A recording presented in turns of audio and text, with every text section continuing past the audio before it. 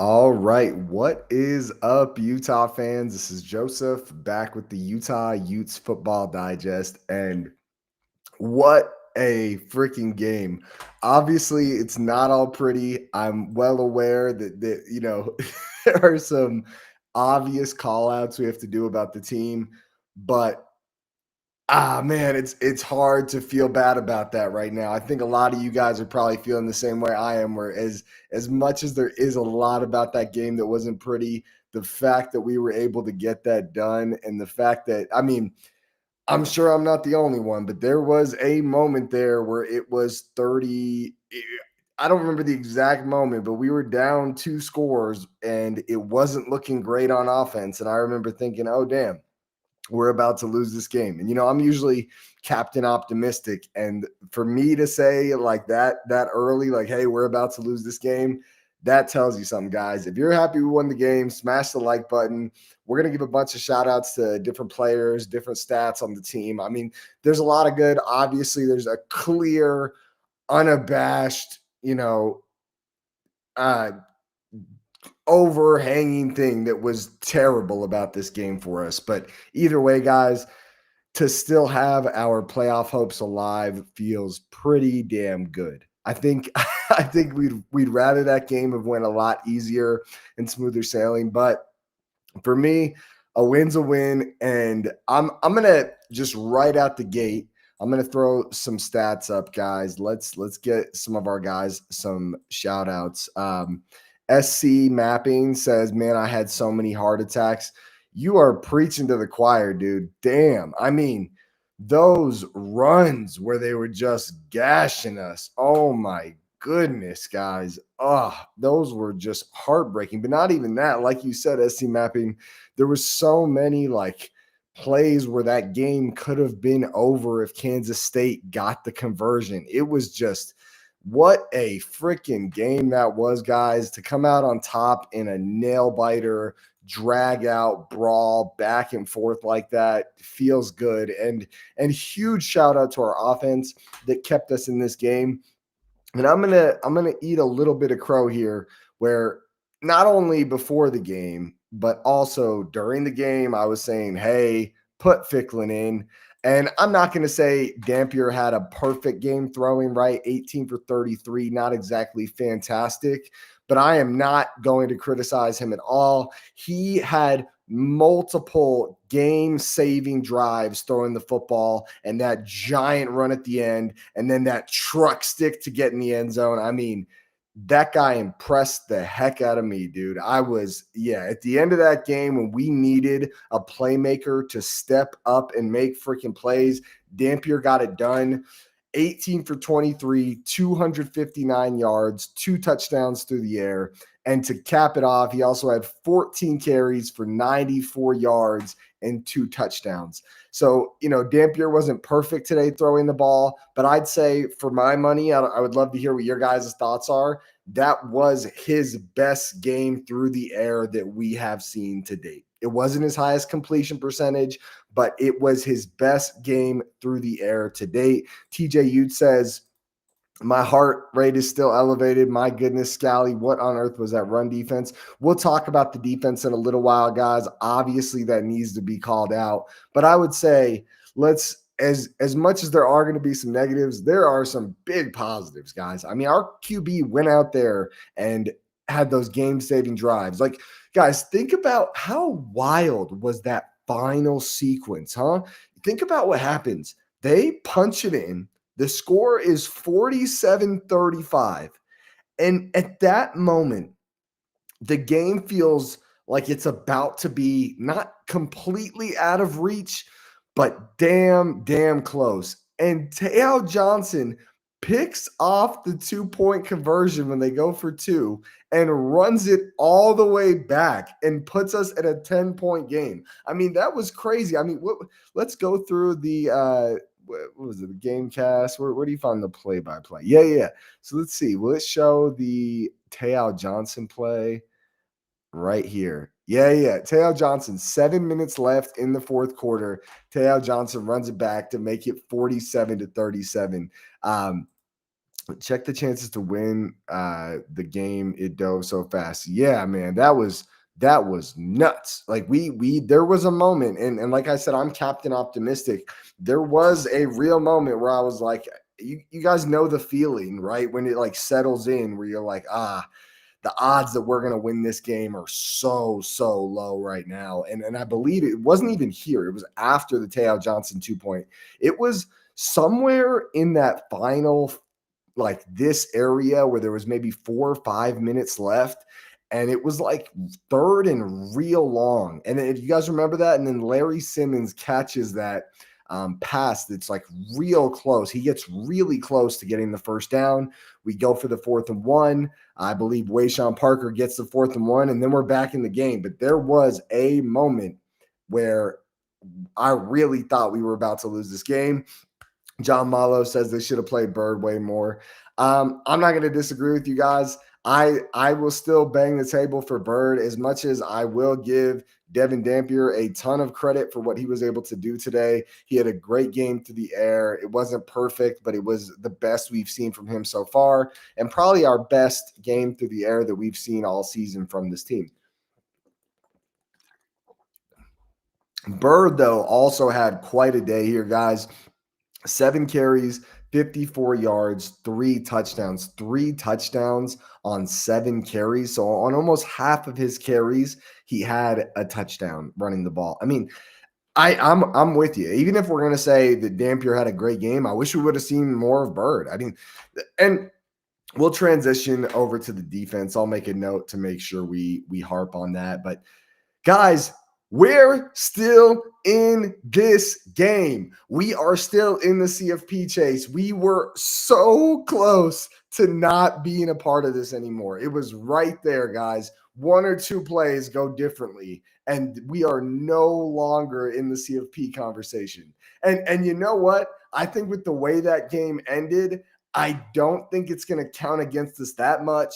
Kansas State's a 500 team. Almost all of their losses are 1-score losses, like 3-point 1-score losses. And I think we all underestimated them, right? And what a freaking win, guys. What a way to just gut out a dirty, nasty, disgusting win. But let's be real. As much as you can harp on the defense a lot, look at our offensive stats, guys. I'm seriously look at the offensive stats. Where is it? Okay, total yards for Utah, 551 yards. Yeah, we let up a ton of yards on defense. I'm not disagreeing with you guys at all there, but on offense, we took them to task, dude. We showed up at the end when the game was basically over. PNW Utes has a very entertaining game. I agree a ton. You can't spell Utes and ugly without the U.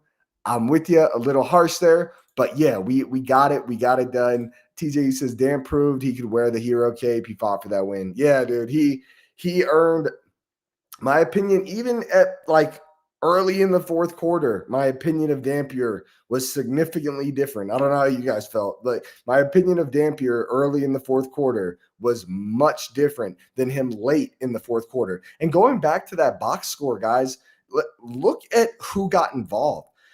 Where is he? Where is that dirty dog, dude? Larry Simmons, 4 catches for 54 yards and 1 touchdown. That one, There was almost a fumble and almost lost us the game. We're lucky they called that an incompletion. They could have easily called that a fumble. That was terrifying. But hey, he got involved. He got it done. JJ Buchanan too. A couple big plays of JJ Buchanan. I mean, I love that Dampier finally found some chemistry with those two because they had been just such playmakers so many times throughout the season, and it felt like he was never building it. Ah, man, felt so awesome.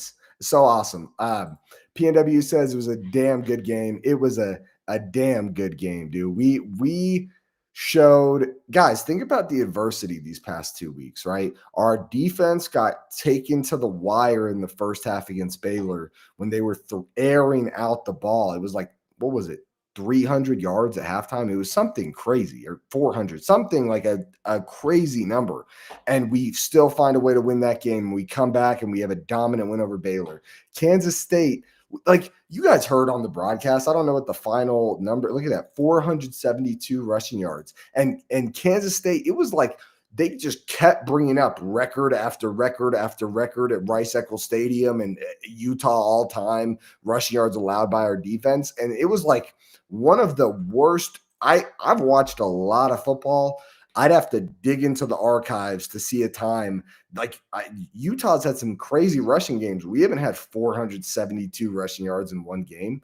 Like we've had some good ones this year, guys, and none of them are even close to that. I think we might have been in that 400 range just once this season, and that was the 380.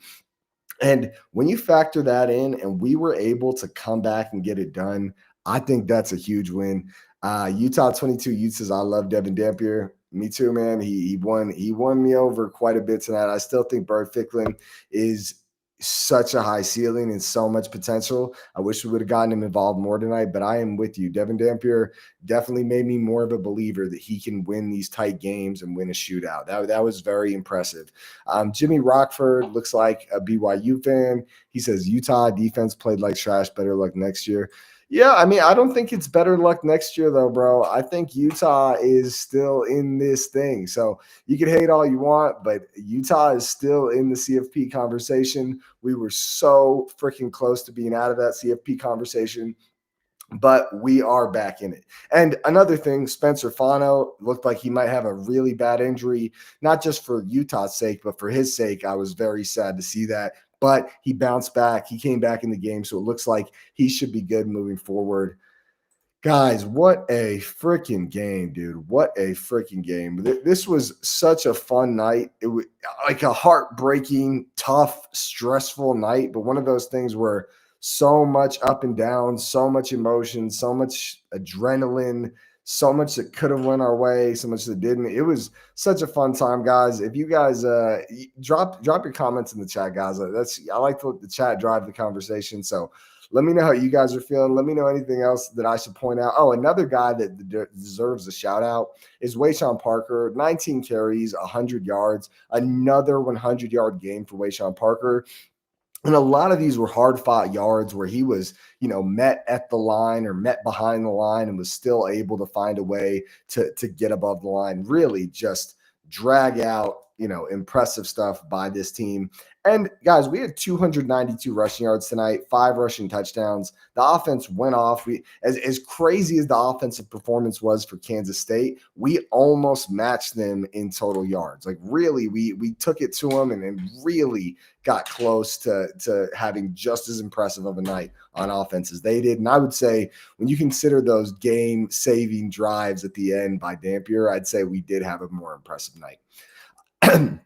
Okay, so let's talk about the defense, right? Let's talk about it. So clearly, like we were just talking about, Kansas State rushed for 472 yards. Utah 22 Utes says, yeah, K-State definitely had an offensive plan to counter our aggressive defense. I've never seen Utah struggle to stop the run like that. Yeah, and I think there's a lot of criticism that can be dealt on how nuts it was that we weren't able to stop that run. And on top of that, it wasn't like it was down in and down out. I don't know how you guys felt watching this game, but that's how I felt, where it wasn't just 5 yards at a time, right? It wasn't like they were just bullying us and getting chunk after chunk. It was, thinking back to the game, I think half of those yards were on like 5 plays. Like, really, it was crazy. In a handful of plays, they had like a chunk of plays that went for 50, 60 yards rushing the ball. Uh, Car Wash Channel says, nice win. What a freaking ending. Uh, and John Malo says, too much, man. Left the run game open. Yeah, dude. I feel so good right now. I don't know about you guys. I'm trying to be critical of the defense, and I am, and I do think it was pretty embarrassing.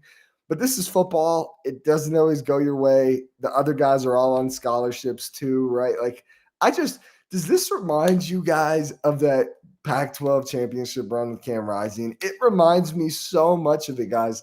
Like, this is what it's all about, bro. This is it. Like, this is these like games where nothing goes your way, but your team still finds a way to win the game. It doesn't get any better than this, guys. It really doesn't. And you can feel the momentum building. You can feel the hype building. As much as this game sucked on defense, and you can pick a million things to be pissed about on defense, you can pick a million more things that were great about our offense that kept us in this game. So I would say, there's absolutely two sides of that coin. And I would feel like when you look at this game, you should feel confident that we can really go in there against almost any team and compete, right? We have an offense that can put up points. And with one of the most abysmal defensive performances that I don't think I've seen a worse defensive performance since I've been watching the team. It's especially when it's running, like stopping the run. I don't think I've seen it get that bad before since I've been covering the team. And when you consider that and we still won the game, I think that's, you got to find some positive in that. Car Wash says playoff hopes still alive. Yeah, dude, the playoff hopes are still alive. Let's check out that BYU Cincinnati game while we're at it. I'm sure a lot of people are watching that game right now. 0-0 first quarter. BYU has the ball at the 50, so right at midfield. So we'll see how that goes. But that's a big game for us. I don't expect BYU to lose, but I also thought we were gonna blow the brakes off Kansas State. So what do I really know, right? You can only know so much. And Big 12 championship still alive. Yeah, dude. Everything is still in front of us, especially that CFP. And I think it'll be kind of a neutral grade based on how we performed. Because yes, our defense let up a ton of yards. Our offense also put up 550 plus yards and scored 51 points. So, that's got to count for something. ATT says, I was at the game in the north end zone in row 3. That environment was amazing. Yeah, bro, you could feel it. And I think, I saw someone talking about coach of the year and they weren't even mentioning Whittingham in the conversation. And I was like, go screw yourself, dude. We went from one of the worst teams in the Big 12 last year. 5-7 was our final record, I believe. It was tough to watch at the end, but we went from the worst team in the Big 12, if not, in a conversation of the 3 worst teams in the Big 12, and we became we're not number 1 right now, but we're damn close. I'd probably give the award to Joey Maguire, considering how dominant they've looked, if they can continue to win. But for Utah, I think we would be above Sataki, right, for Whittingham, because BYU looked pretty good last year, right? They weren't a bad team last year. And for Whittingham to flip this from a 5-7 to a very likely 10-2 is pretty amazing. And so I think Whittingham should be in that Big 12 Coach of the Year conversation.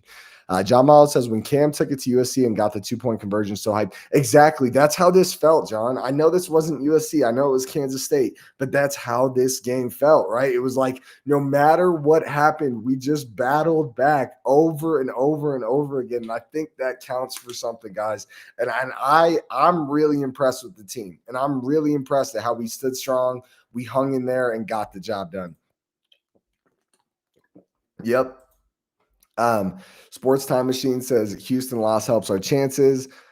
Car Wash says, nice win. Mark Hoppin says, why don't we use Simmons more? Yeah, absolutely. I think you weren't in here yet, Mark, but I was commenting how much I enjoyed us getting Larry Simmons and Buchanan involved and giving them shots, because I know a lot of it is because it seems like Ryan Davis had an injury. Hopefully we get an update on that. But those two got involved, and they've kind of been unused deep threat receivers, right? Because Ryan Davis isn't, it's not that he lacks a complete deep threat, but he's more of a possession guy. And it was really nice to see Dampier take the shots downfield to Simmons and Buchanan, because they made plays. You know, Simmons had 50 plus yards and a couple clutch catches, and Buchanan had that one monster catch. He went 2 for 74. I mean, that's quite a night. That's quite a night there.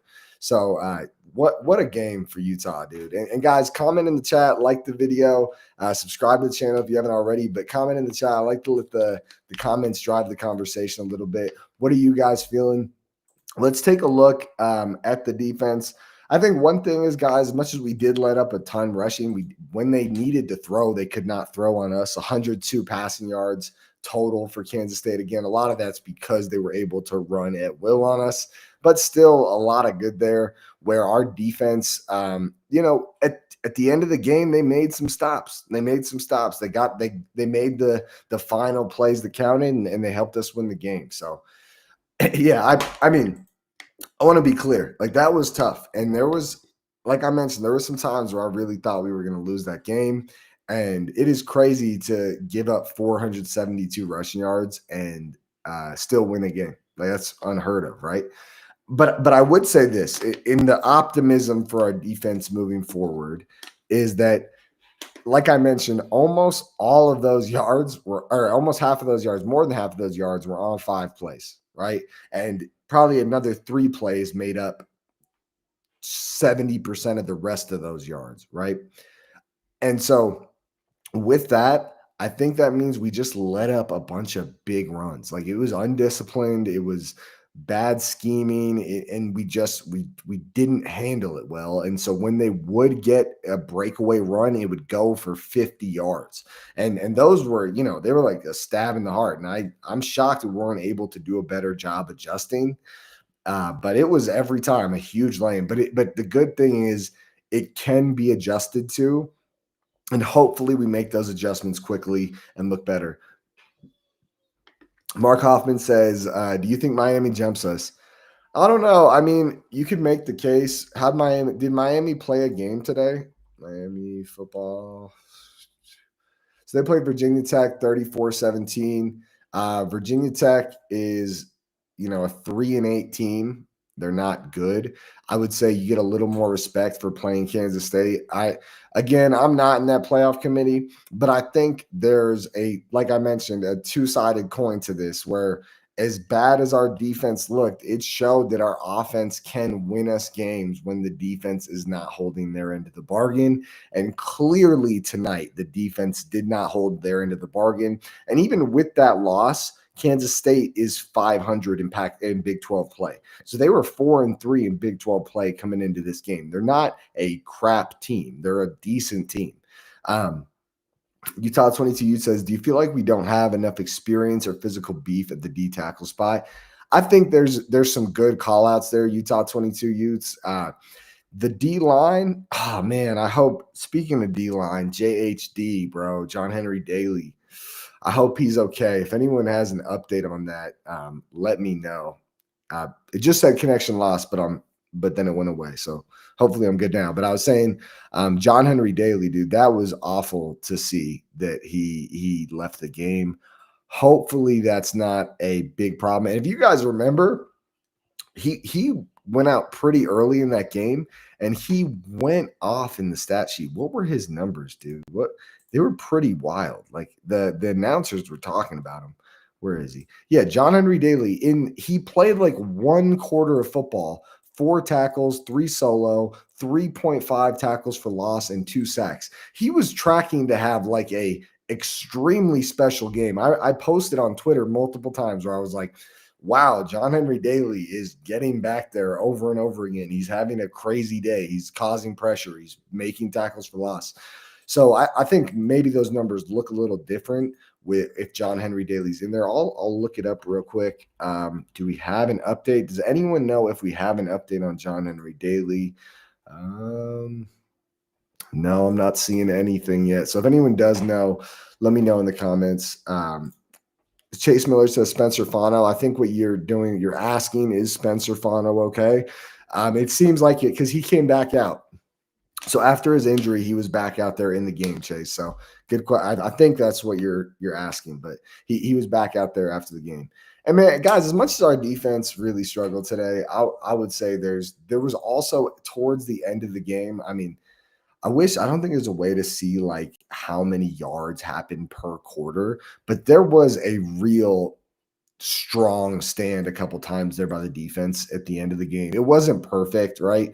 But you got to make the plays when they really matter, and they did make a few plays that really, really mattered. It doesn't discount the fact that they're the reason that this game was so competitive and was almost a loss, but it's it still counts for something. ATE says the guy next to me showed me a photo that somebody took of him in a cast being brought out to the tunnel. It's looking really bad. God, dude, that sucks. Thanks for the update there. So, I mean, it sounds like, we're probably without JHD for the rest of the year, at least, right? Oh, man. Sucks for that guy, too. He was having such a special season and is probably a guy that's being looked at for the NFL. That's nuts, dude. And that's bad for us. We're going to need some guys to step up like Lance Holtzclaw, Logan Fano, Paul Fitzgerald. We're going to need some of our edge rushers to step up and fill that void. We have a good group, a good rotation, but JHD was having a special year. He was one of the best in college football. You heard the announcers talking about it, that he was a semifinalist for the Chuck Bednarik Award, which is the best defensive player in all of college football. And so for him to be in that conversation tells you kind of what we're losing there. That is sad to see, dude. That is sad to see. Well, guys, we're still in this thing. Why don't we take a look at the CFP rankings and see how the other teams in front of us did? I know, what's it called? What's that team? Notre Dame like blew the brakes off Syracuse, just destroyed them. So let's take a look, guys. I'll share this on the screen. All right. Okay, so let's see. How did the teams in front of us in the CFP do?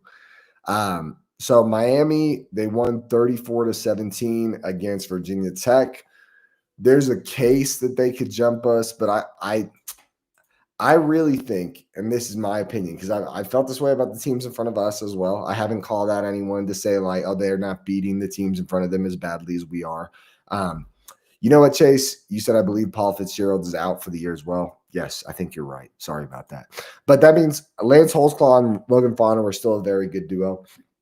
Unless one of you guys is going to comment that Lance Holtzclaw is also out for the year. I would say, guys, what was it? I don't think right now, with how tight the race is, unless you're beating dominantly really good teams, that they're going to eliminate you without losing. Does that make sense? And what I mean by that is like, if BYU doesn't lose to Cincinnati, even if it's a tough drag out fight, we're not going to hop BYU. And same with BYU to Alabama, and same with Miami to us, even though and I don't know, I guess it's hard to say, but unless you beat a significant team, like a really good team, I don't think they're going to have anyone hopping anyone. I don't believe so. Again, that, I could be out of pocket and I could be wrong, but I don't believe that's going to happen. So good question, but I don't think Miami's going to hop us. I mean, at least I hope not. It's not like they blew out Virginia Tech, and Virginia Tech's a 3-8 team. They're not some good team. Like, for sure, like, we have no room to talk. That was not an impressive win. There were impressive things about it, but there were some big problems with it too. Let's see. Alabama played a cakewalk. Notre Dame beat guys, I don't know if you guys saw the score of that game. Notre Dame beat Syracuse like 70-0 or something. It was nuts. Oklahoma, for a little bit, this was one of the games we really wanted Oklahoma to lose. It looked like for a minute there that Oklahoma was going to lose that game. At least it was very competitive. They never looked like they were going to lose, but it was competitive early on. And then Oklahoma kind of slowly took over the game, and I think it ended 17-6. And then Oregon, I believe they beat USC. Let me see. Yep, 42-27, Oregon versus USC. So Oregon is good. Ole Miss, I don't think they played today. Let's see here. Yeah, Ole Miss did not play today. Yeah. So they'll play Mississippi State in the rivalry game. So they're still a team that could lose, but Ole Miss is a tough one because they could lose, and technically there's no guarantee we're going to hop them, right? If we're 9-2, they're 9-2, or I guess we'd be 10-2, they'd be 10-2. There's no guarantee we're going to hop them. I do think losses late in the season look a lot worse than losses early in the season, but is what it is. Carl West says, I wonder how the committee is going to react to that game. Like I said, I think there's a lot of good. There was a lot of bad as well, no doubt. But I do think there's something to be said to winning close, tight, hard-fought games, right? That is something to account for. And as disappointing as our defense has been in the past couple weeks, our offense has been that much more impressive, right? Like we've scored 50+ points. How many weeks in a row have we scored 50+ points? Utah football. You know what's funny is I was thinking Kansas was going to be the toughest game out of these three. I thought Baylor was going to be a tough one, but I was thinking it was going to be like Kansas was going to be the real tough one. But guys, so the Colorado game, the Cincinnati game, the Baylor game, the Kansas State game, those are our past 4 games. None of those games have we scored less than 45 points. And you know what? As much as, tonight wasn't great, I think it's good for Utah to show that we can win a close game, because that's not really been the case at all this year. We've been blowing teams out or getting beat. And so we had a hard-fought comeback victory, and I think there's a case you can make that's almost a good thing, that you showed Utah can do it in a drag-out fight type of game. Car Wash is a Utah win. I'm ready to see their reaction or vote result. Yeah, for sure. We'll see it Tuesday. Every Tuesday they roll out the new CFP rankings Tuesday evening. So I guess we'll see it then. Utah 22 says winning a close game is better than losing. Yeah, that's for sure. But if you lose, it's over. So yeah, I guess I wonder how this BYU is up 7-0 against Cincinnati. 4th and 1 at Cincinnati's own 34. Again, I'm not holding my breath too much that BYU is going to get beat by Cincinnati. I know a lot of people think it's a possibility. I do think BYU is a significantly better team. But again, guys, Ole Miss is going to play in the Egg Bowl. Ole Miss is going to play against Mississippi State. Alabama is just a little bit in front of us, is going to play against Auburn. I will be very pissed if teams hop us without us losing. That would make me upset.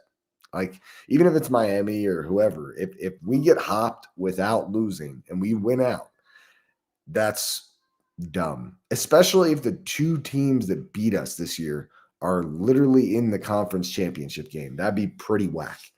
Car Wash says a win is a win. Absolutely, dude. A win is a win. Is a win. Yeah. So, guys, a lot to look forward to, a lot of fun here.